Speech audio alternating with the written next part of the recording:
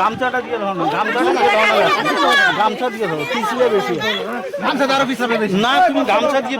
লোকালয়ে উদ্ধার বিশাল আকৃতির অজগর সাপ।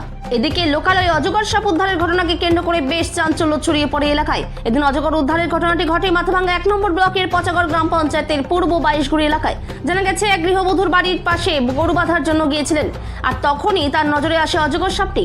এরপর লোকালয়ে অজগর দেখতে পাওয়ার খবর ছড়িয়ে পড়তেই উৎসুক জনতার ভিড় জমে যায়। পাশাপাশি খবর দেওয়া হয় বন দপ্তরে, তবে এলাকাবাসীরাই পরবর্তীতে অজগর সাপটি উদ্ধার করে এবং বন দপ্তরের হাতে তুলে দেয়। এদিকে এলাকায় বিশাল আকৃতির অজগর দেখা মেলায় এলাকাবাসীরা যথেষ্ট আতঙ্কিত বলে জানান। মাথাভাঙ্গা থেকে উৎপল অধিকারী রিপোর্ট, বিগ নিউজ বাংলা। ওই যে পাইথন ধরার জন্য আমরা এখানে সকালবেলা থেকে চেষ্টা করতেছি, এখন ধরলাম।